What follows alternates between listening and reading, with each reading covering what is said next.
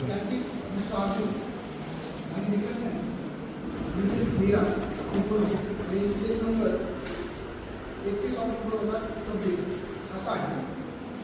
त्यानंतर या केसचा जर एक्स्ट्रा पाहिला तर यामध्ये वादीने प्रतिकृत दावेदार मान्य हक्क जाहीर करण्याचा प्रयत्न केला आहे. त्यासह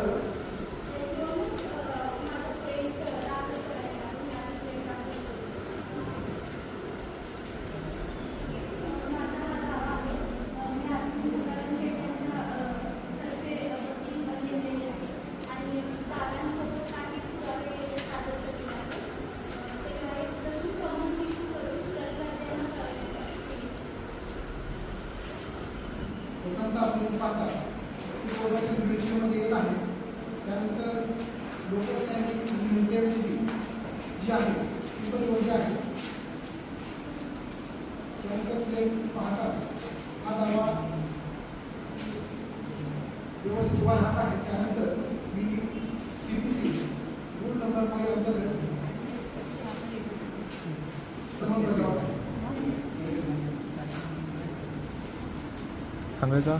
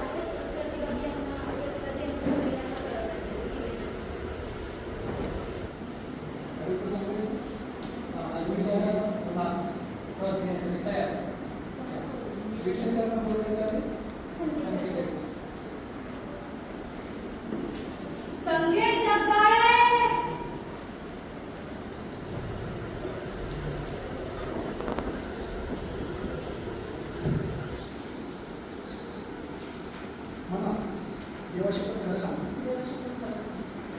हे जे ॲफिडेव्हिट दिलेलं आहे ते आपल्याच विचारात दिलेलं आहे. त्यावरची सही केली आहे, त्यावर सही केलेली आहे.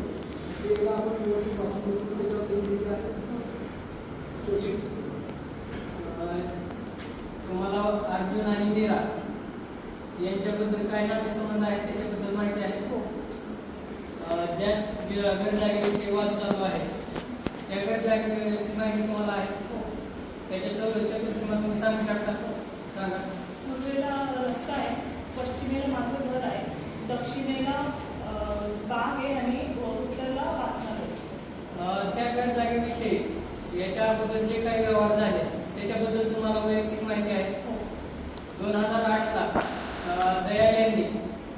दयाल यांना अर्जुन यांनी ती गरजा विकली होती. त्या खरेदी खताबद्दल तुम्हाला माहिती आहे? 2010ला ते खरेदी खत दयाल यांनी मीरा यांना विकलं. त्या खरेदी खताबद्दल तुम्हाला माहिती आहे? 2013ला त्यांच्यात वाद झाला. त्या वादाविषयी तुम्हाला माहिती आहे? तुम्ही आणि अर्जुन हे शेजारी राहतात आणि त्यांच्या सांगण्यावरून तुम्ही हे साक्ष प्रतिज्ञापत्र दिलेले आणि कोर्टामध्ये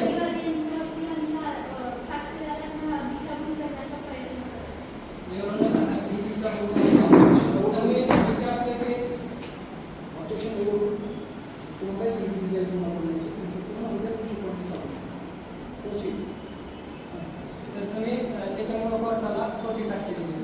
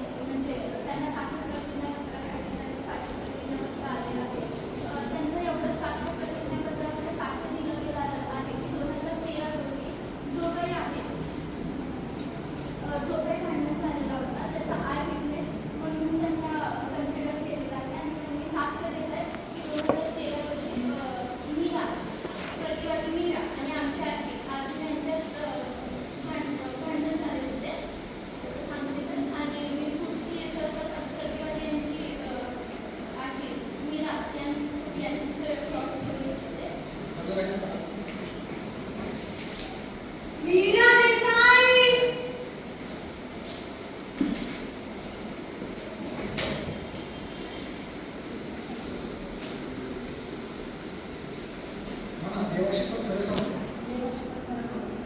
तुझं नाव काय? तुम्ही व्यवसाय काय करता? येस. तुम्ही साक्षरतासाठी दिलेलं आहे ते आपणच दिलेलं आहे.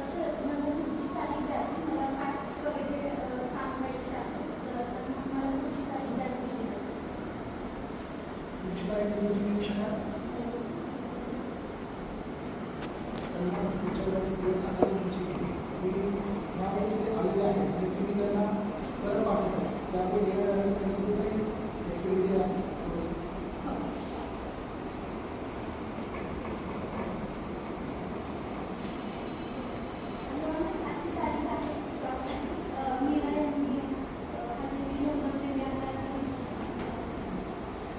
विटनेस मीरा आलेला आहे पण पाहू. देवाशपथ खरं सांगतो. मीरा कुठे राहता तुम्ही राहायला? शुक्रवार पेठमध्ये. आणि तुमचा आणि अर्जुन यांच्यासोबत काय संबंध आहे? तो भाऊ आहे का? बरं. आणि तुमच्या भाऊ यांचा संबंध कसा आहे? चांगला आहे का? नक्की? बरं चालेल. तुम्ही भाऊ खरेदी खत केले होते 2008 रोजी, काय माहिती का? हो माहिती. बरं ठीक आहे. चालेल. आणि 2010 रोजी काय केलं होतं काय माहिती आहे का? काय केलं होतं? कोणासोबत? दयासोबत. दयासोबत कोणी केलं? मी केलं. तुम्ही केलं. आणि तुम्ही तर आता म्हणताय की अर्जुन यांनी खरेदी खत दयाल यांना केलं आणि मग तुम्ही म्हणते 2010 पुन्हा खरेदी खत तुम्ही वादी हे दीड करण्याचा प्रयत्न करतात आमच्या विटनेसला. जे आहे फॅक्ट्स त्यावरती क्वेश्चन करून तुम्हाला सांगितलं 2000 आता तुम्ही काय म्हणताय 2008ला अर्जुन यांनी दयाल यांना खरेदी खत केलं होतं बरोबर. आणि तुम्ही पुन्हा म्हणताय की 2010 रोजी तुम्ही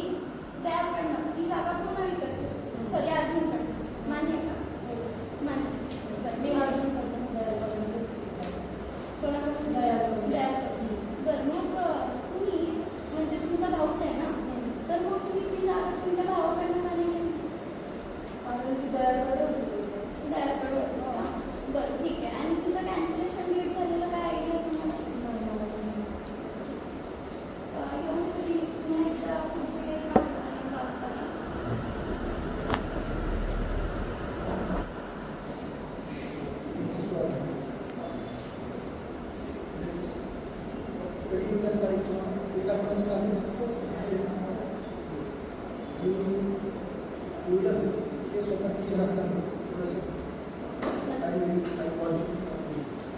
नेक्स्ट तारीख किती काढतो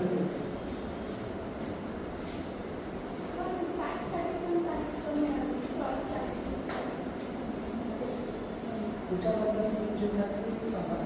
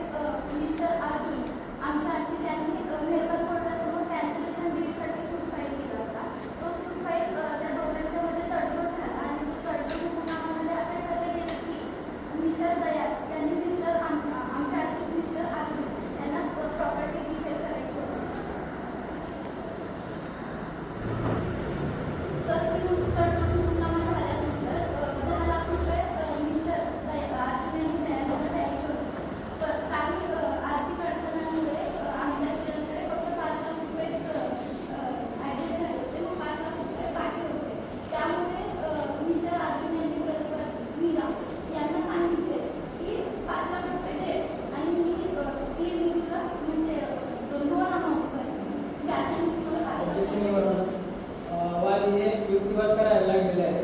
त्यांनी आता फक्त एव्हिडन्सच्या बाबतीमध्ये बोलावं आणि क्रॉस युक्तिवादासाठी पुढे तारीख युक्तिवाद करू नये असं मी ऑब्जेक्शन सस्टेन तुमचे फॅक्ट्स वेळेत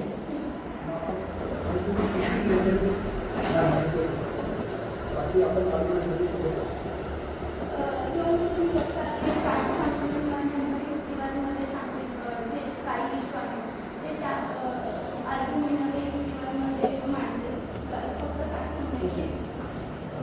मग जो 2010 रोजी कॅन्सलेशन लीड झाला 2011 मध्ये ती निघाली बोललं की ठीक आहे बाबा मी तुला राजवती देते पण माझ्याकडे शुभी टीका आहे मग तू मला ती जागा माझ्या नावाने कर आणि मग ती तू माझा भाऊच आहे मग मला द्यायला काही प्रॉब्लेम नाही तर मग ती जागा माझ्या नावाने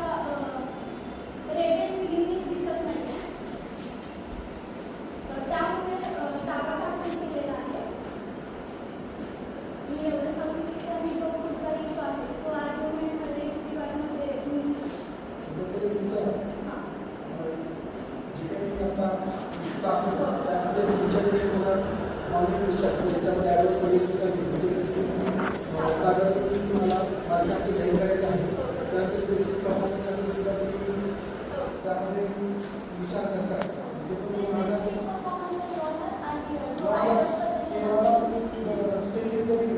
अग्रीमेंट ऑफ सेल कधी केलं होतं विसार ज्या दिवशी अर्जुन आणि दया आणि मीरा यांच्यात खरेदी खत झाला त्या दिवशी 2 तासात सब रजिस्टर ऑफिसमध्ये विचारा पावती करण्यात आली.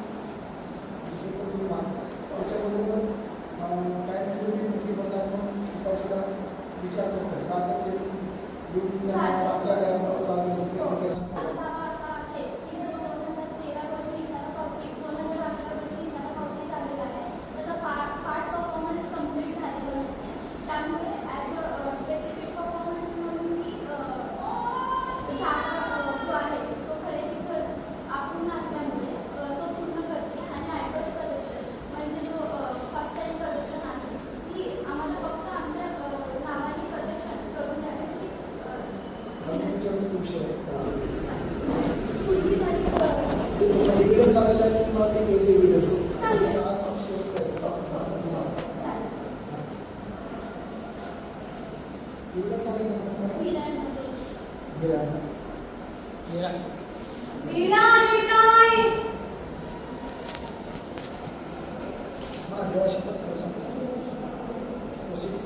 तर मीरा, तुम्ही मागच्या वेळेस सांगितले होते की 2008 रोजी अर्जुन आणि दया यांच्यात खरेदी खत झाला. आणि पुन्हा म्हणताय की तुमचं आणि दयाचं ओळख होतं का त्यावेळेस? नक्की ओळख नव्हतं तुमचं? बरं, गावामुळे झालेला आहे. करून घेतलं. बरं, ठीक आहे. कोणत्या कंडिशनवरती तुम्ही कशामुळे करून घेतलं खरेदी खत? कशामुळे? माझ्या भावाने त्याला घेतली होती बरं. आणि त्याने त्याला काही त्यानंतर मी नंतर त्याच्याकडनं ती मी विकत आणि मग तुम्ही लगे 2 तासात सब रजिस्टर ऑफिसमध्ये इसारा पावतीद्वारे हे केलं होतं का?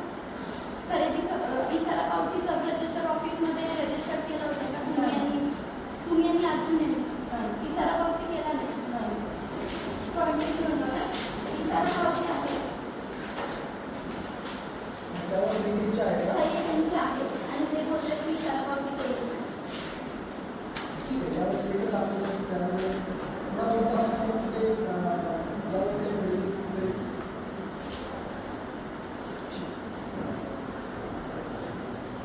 तुम्ही साक्ष कोणाच्या म्हणण्यावर न देताय का? मग स्वतः देताय.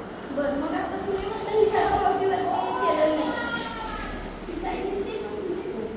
मग तुम्ही आता म्हणता इशारा पावती नाही केली. मला वाटतं मला ते माहीत नव्हते सर पावती इशारा पावती तुम्हाला माहित नाही का? चालेल. आणि मग तुम्ही आता इशारा पावतीमध्ये काय लिहिलं की अर्जुन यांना 5 लाख रुपये रिटर्न द्यायचे? हो का? 5 लाख रिटर्न देणार आहेत का तुम्ही? नाही देणार. बरं, ठीक आहे. तुमचं इशारा पावती देताना काही तर रक्कम अदा केली असणार ना तुम्ही त्यांना पैसे दिले. तुम्ही दयाला पैसे दिला. बरं, ठीक आहे. आणि 5 लाख रुपये दिला नाही का? मला नाही कळलं. बरं, ठीक आहे. तुम्ही थोडं शांत व्हा. मी काय म्हणते, तुम्ही इशारा पावती केलं की अर्जुन यांना पुन्हा रिटर्न देणार. मग इशारा पावती जेव्हा रजिस्टर करतो तेव्हा काहीतरी मोबदला दिला जातो, बरोबर? ती मोबदला तुम्हाला मिळाली का? मिळाली. किती मिळाली? 5 लाख. आणि बाकीचे 5 लाख रुपये म्हणजे 5 लाख अर्जुननी तुम्हाला दिले आहे आणि तुम्ही 5 लाख असे टोटल 10 लाख रुपये तुम्ही दयाला यांना दिले का? ठीक आहे. मी होणार आमच्या आशीर्वादकडे 5 लाख रुपये कमी असल्यामुळे ऑब्जेक्शन परत ते आर्ग्युमेंट करायला लागलेले आहे तर त्यांनी फक्त क्रॉस घेऊन आर्ग्युमेंटसाठी बरं, ठीक आहे. तुम्ही 2013 रोजी तुम्हाला अर्जुन यांनी 2011 पासून कॉल करते माहिती? कॉल करते कशासाठी? बरं, ठीक आहे. आणि ती जागा तुम्ही त्यांना देणार होता असं ठरलं होतं ना? नाही, असं काही नव्हतं. ते कॉल रेकॉर्ड काय सांगतो?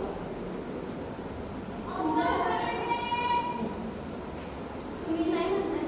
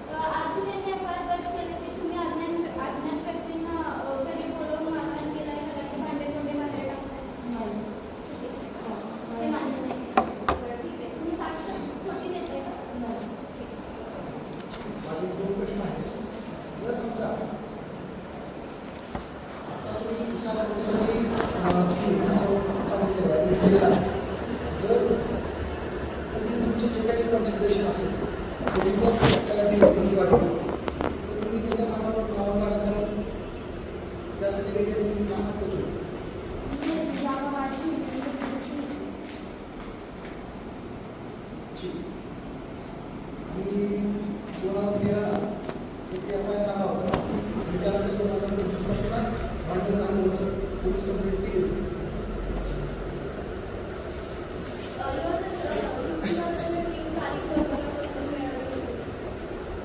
एका आठवड्यानंतरचा तारीख वगैरे कळते.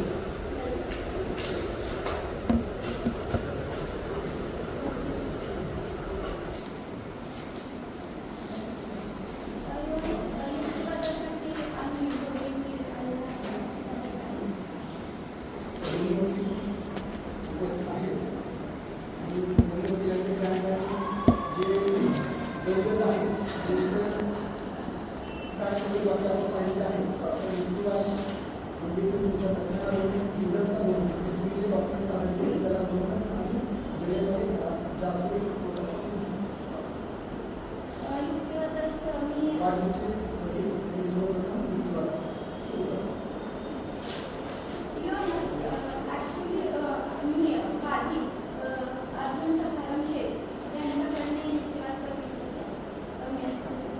Yes, it's still an issue in humans within time.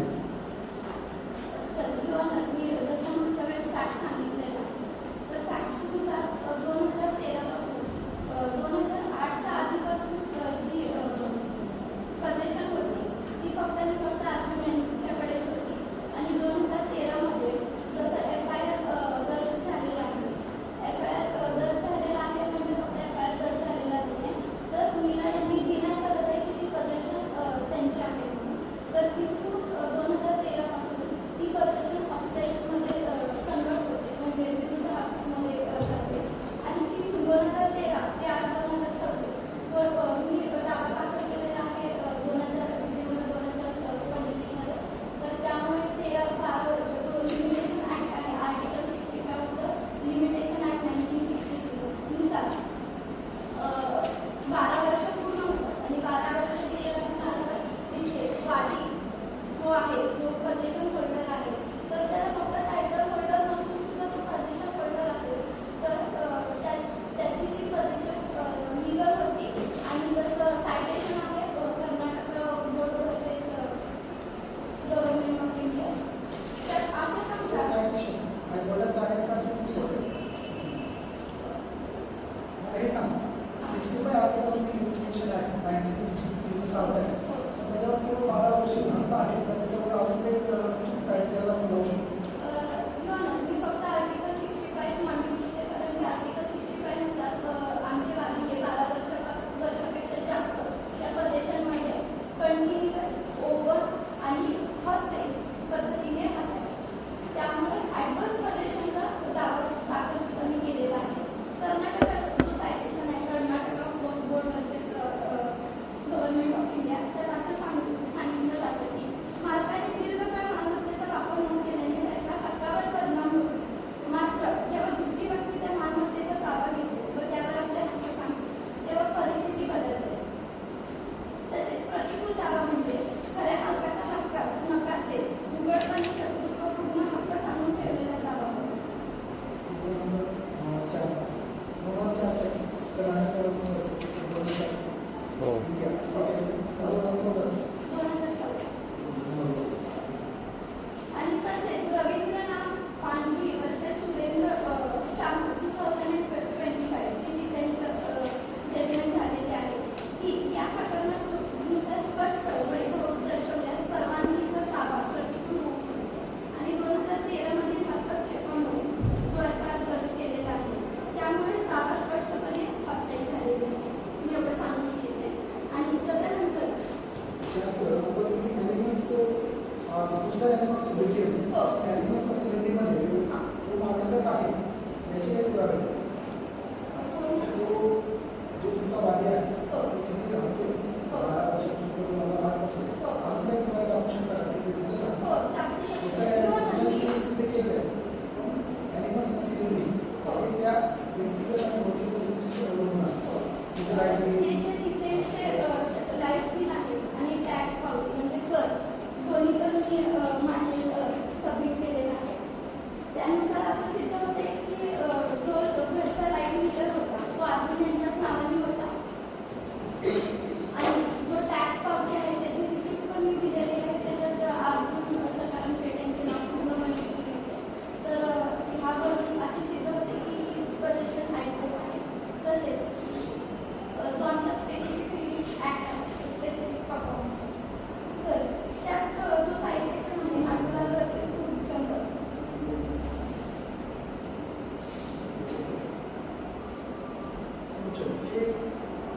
याच्या आधीच मला विचारायचं की कर्नाटकावरचं गव्हर्नमेंट ऑफ इंडिया जे दिलं हो. तर ती गव्हर्नमेंट सायटेशन आणि आपलं जे चाललंय सर गव्हर्नमेंटचं सायटेशन आहे पण सुप्रीम कोर्टाने गव्हर्नमेंट जो आहे कर्नाटक बोर्ड ऑफ लॉ आणि वर्सेस गव्हर्नमेंट ऑफ इंडिया तिथे फक्त फॅक्ट असा आहे की तिथं टाइम पिरियड 30 इयर्स आहे आणि जो पर्सनल आहे त्याची टाइम पिरियड 12 इयर्स आहे.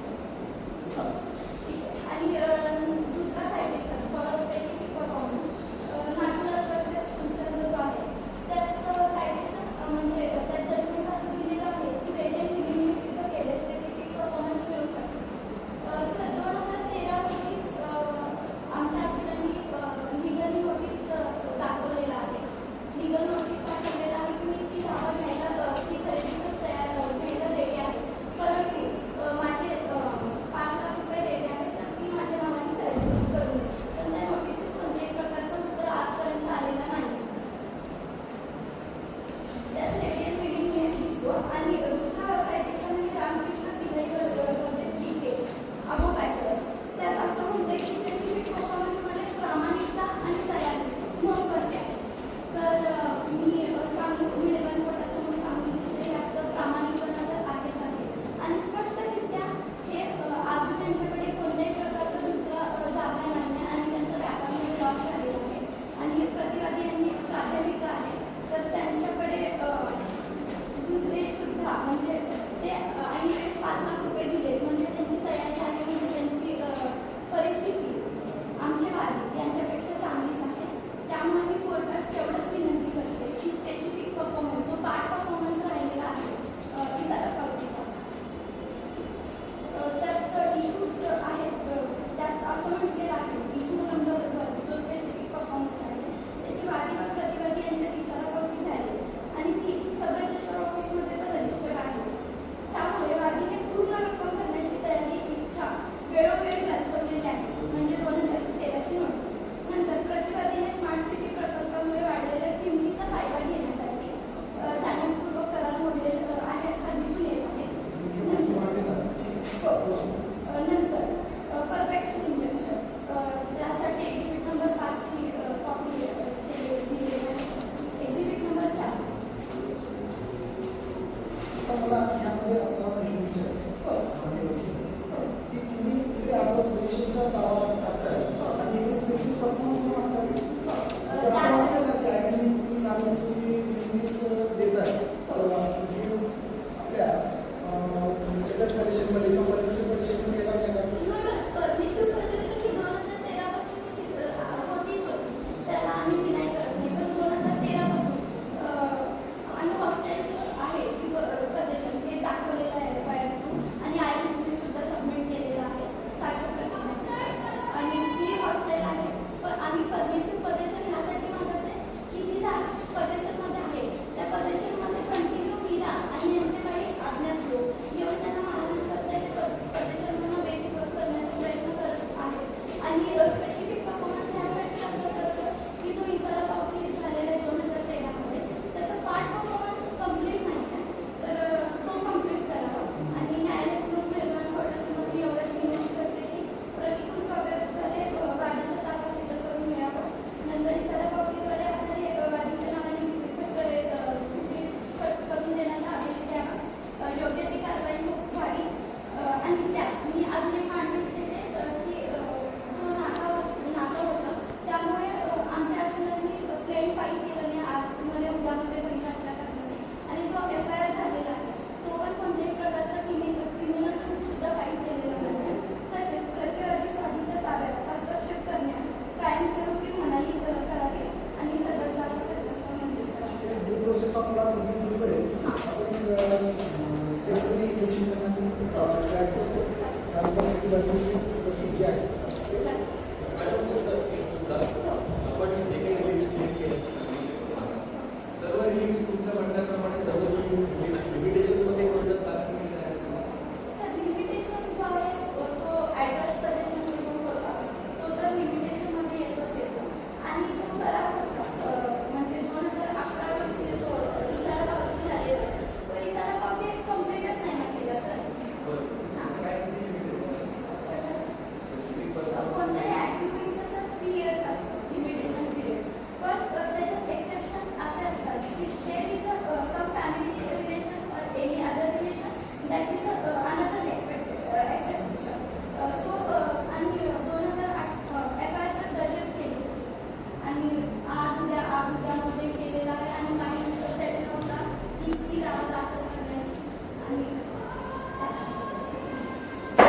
तर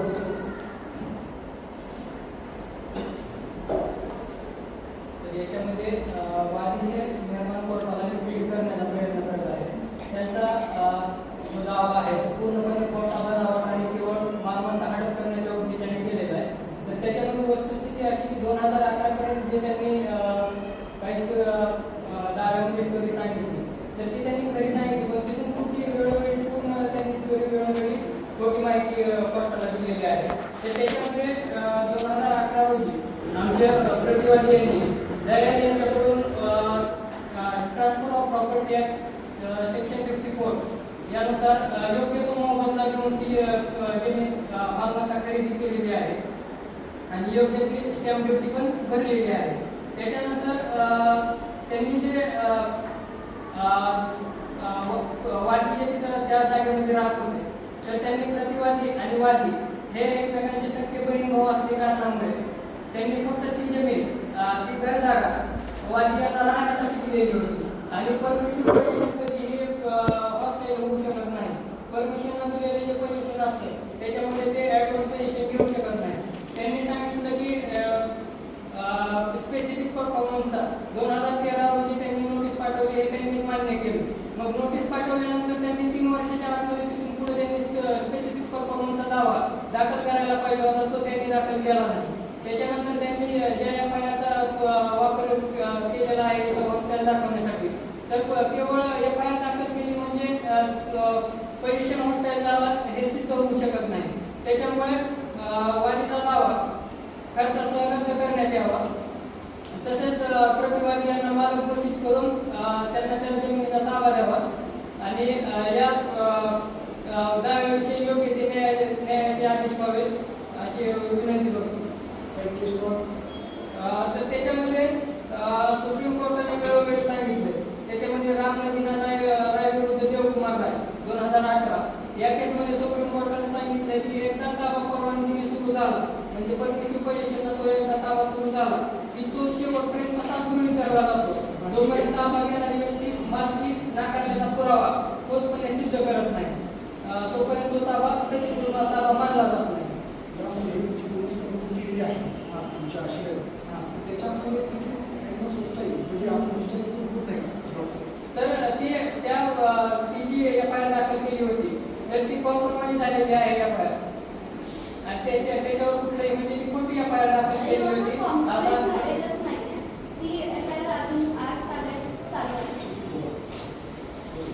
त्याच्यानंतर जागरबाई विरुद्ध उत्तम या केसमध्ये सुप्रीम कोर्टाने निकाल दिला आहे की प्रतिकूल ताबा सांगणाऱ्या व्यक्तीला आधी हे मान्य करायला लागते की समोरची व्यक्ती मूळ मालक आहे. जर वादी मालकीची मालकीच नाकारत असेल तर तो प्रतिकूल ताबा मागू शकत नाही. उदाहरणार्थ खरेदी खोटे आहे असं जर म्हणत असेल तर तो प्रतिकूल ताबा मागू शकत नाही. आणि यांनी स्पेसिफिक परफॉर्मन्सद्वारे असं सांगितलं की ते अगोदरच त्यांना हे करून दिलेलं होतं म्हणजे ते त्याच्यामध्ये प्रतिकूल ताबा त्यांना मागता येत नाही. त्याच्यानंतर मल्लिकार्जुन न्यायविरुद्ध नान्नजाया 2019 या केसमध्ये सुप्रीम कोर्टाने सांगितलेलं आहे की केवळ प्रदीर्घ काळ कब्जात असणे म्हणजे प्रतिकूल ताबा नव्हे. ताब्यामध्ये हॉस्टेल इंटेंट असणे गरजेचे आहे आणि याच्यामध्ये कुठलाही हॉस्टेल इंटेंट दिसून येत नाही. तर याच्यामध्ये पूर्णपणे परमिसिव्ह पोझिशन दिलेलं आहे. एक रक्ताचं नातं असल्यामुळे आणि बहीण भावाच्या नात्यामुळे फक्त भावाला राहण्यासाठी ती घर जागा दिलेली होती. तर वादी हे स्वतःला त्या जागेचे मालक म्हणून घेत बसलेले आहेत, मालक म्हणून घेत आहेत. तर याच्यामध्ये प्रतिवादीतर्फे अशी विनंती करतो की वादी यांचा दावा खोटा दावा खर्चासह रद्द करण्यात यावा. प्रतिवादी यांना मालक घोषित करून संबंधित जागेचा दावा प्रतिवादी यांना देण्यात यावा. वादी यांनी इथून पुढे कधी प्रतिवादी यांच्या ताब्यात हरकत करू नये आणि ज्या जागानुसार योग्य ते न्यायाचे निर्णय व्हावेत अशी मेहरबानी न्यायालयाची विनंती करतो.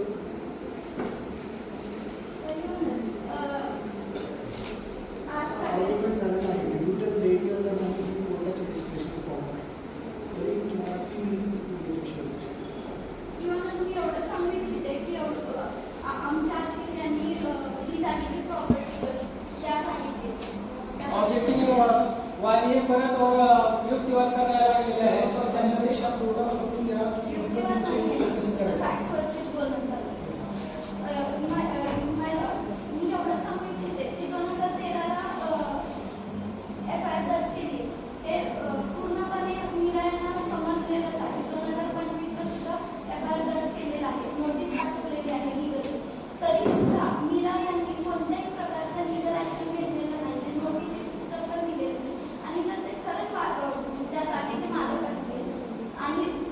ही पोझिशन त्यांना नकोच होती, तर त्यांनी लिगली नोटीस पाठवायला हवं होतं. दोन्ही सामान्य वकिलांचं म्हणणं मला कळलेलं आहे. दोघांच्या आर्ग्युमेंट मी ऐकून घेतलेलं आहे. दोघांनी छान कोर्टाला सहकार्य केलेलं आहे आणि योग्य पद्धतीचे आर्ग्युमेंट आपण केलेली आहे. तर या सर्व म्हणण्याचा विचार करून कोर्ट आपला आणि निर्णय साक्ष दिलेला आहे 5 लाख रुपये अर्जुन यांनी सगळ्यांचा विचार करून PW1 जे काही प्लॅन्टेजच्या विटनेस आहे, त्यानंतर PW1 जे आपल्या डिफेंडचे विटनेस आहे, त्यांचे सर्वांचं म्हणणं मिळालं. आपण आपलं जे काही जजमेंट आहे, पार्लिमेंट न्यायाधीशाचं जे काही ऑर्डर आहे दाखवून घेऊन येलेलं आहे. पुढच्या तारखेला 45 दिवसाचा कालावधी असतो न्यायालयाला जे ऑर्डर देण्याची ती तुम्हाला काय केली आहे?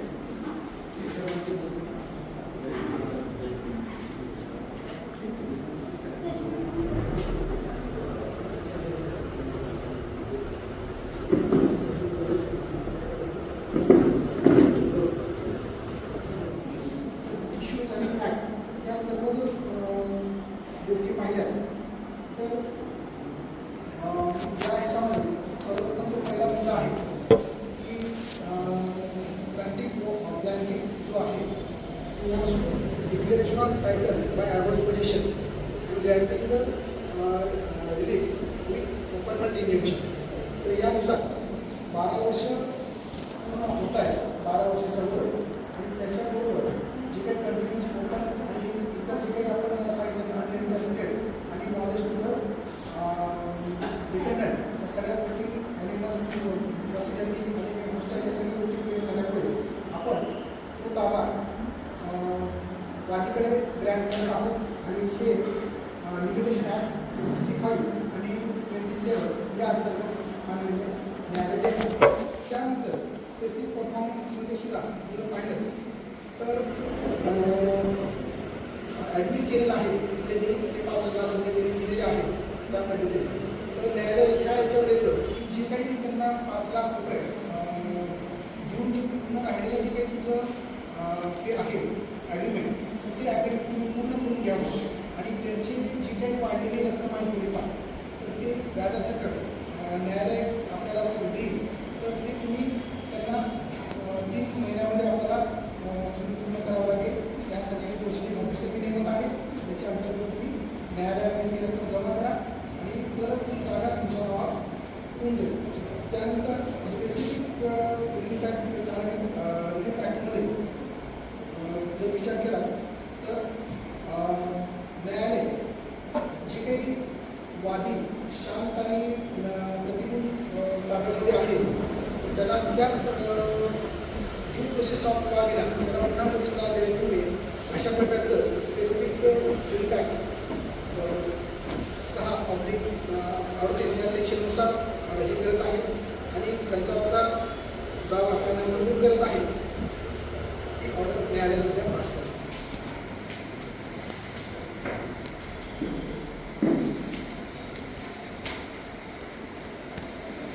त्याच्यामध्ये वादी पोझिशन केव्हापासून आहे?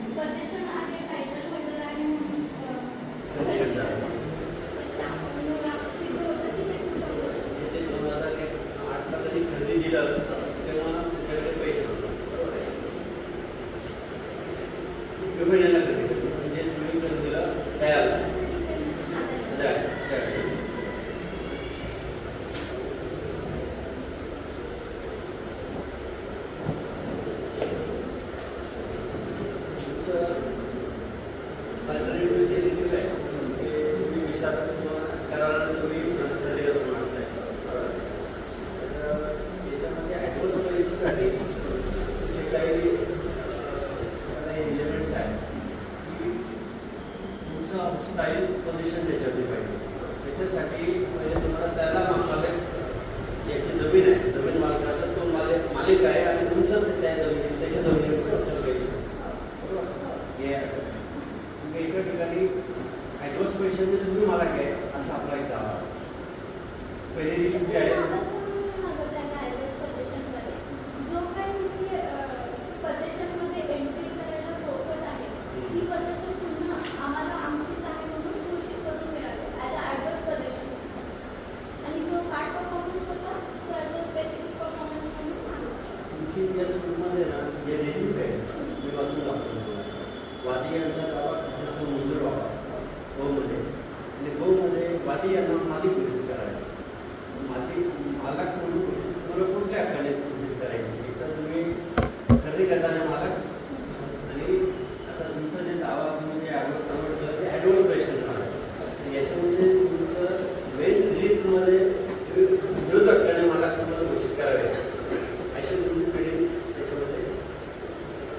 क्लिअर तशी बिल्डिंग दिसत नाही. आणि दुसरं जे आहे डवमध्ये तुम्हाला इन्व्हेन्शन तुम्ही मागितलं आहे, परंतु अल्टरनेटिव्ह जे रिलीफ आहे तुमची स्पेसिफिक पर्पजची, एकदा आपण पहिली रिलीफ अशी म्हणतो की आपणच मालक आहे आणि अल्टरनेटिव्ह रिलीफमध्ये आपण एफआयनला मालक म्हणून शोधून किंवा गृह धरून आपण त्याच्याकडनं आपण स्पेसिफिक म्हणून मागतो, म्हणून त्या जमिनीला ठरलेलं मागतो. तर नाही सर, मोठं सेमच आहे, मालक खातं मालक खातं, पण आम्ही ॲज ॲडव्हान्स पोझिशन म्हणून ती पोझिशन पूर्ण आमची आहे म्हणून सिद्ध करून भेटायचं असं विनंती करते आणि तुम्ही सर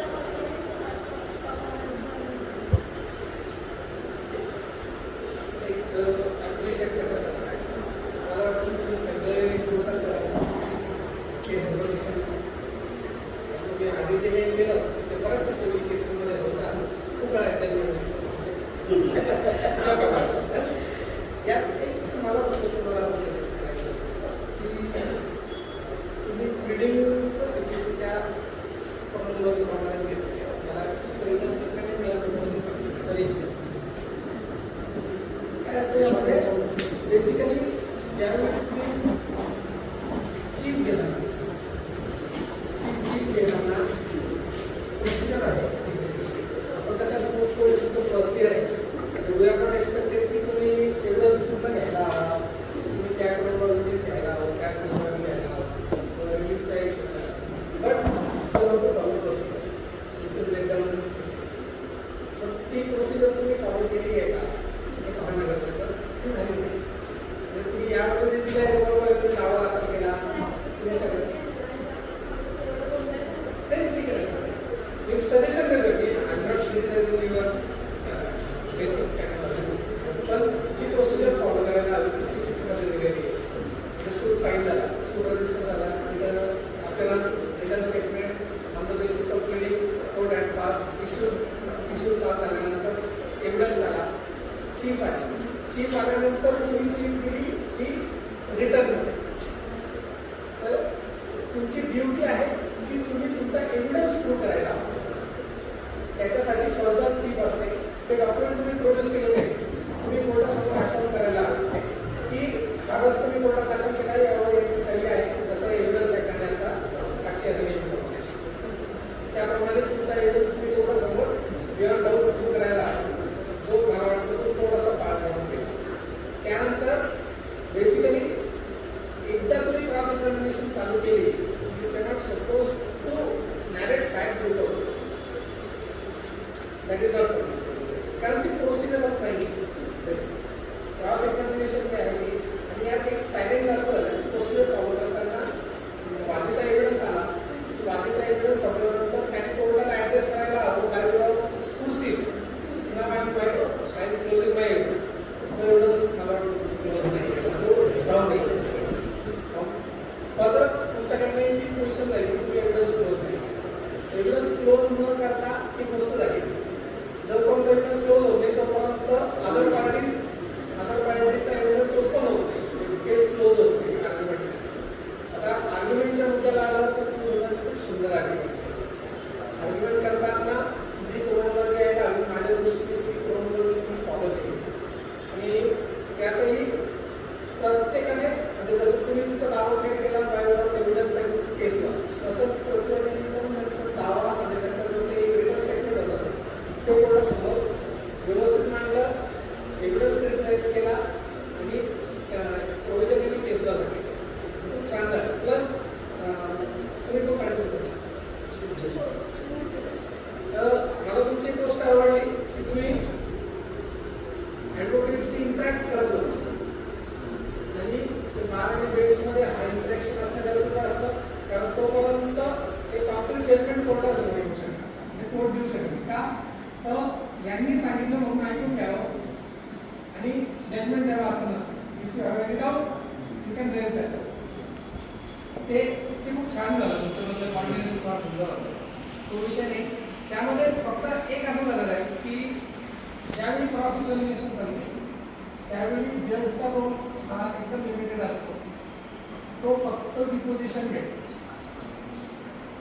आणि तिथे फक्त लिगल ऑब्जेक्शन जर काही रेज झालेले असते ते ऑब्जेक्शन तुम्ही ओव्हररूल करणे किंवा सस्टेन करणे, जसं तुम्ही मध्ये घेतलं त्याप्रमाणे तुम्ही ओव्हररूल सस्टेन करतो. You cannot suppose to raise question to witness because that is not part of evidence or transfer. ते दोन तीन फ्लॉ होते फक्त तेवढं राहिलेलं आहे, तेवढं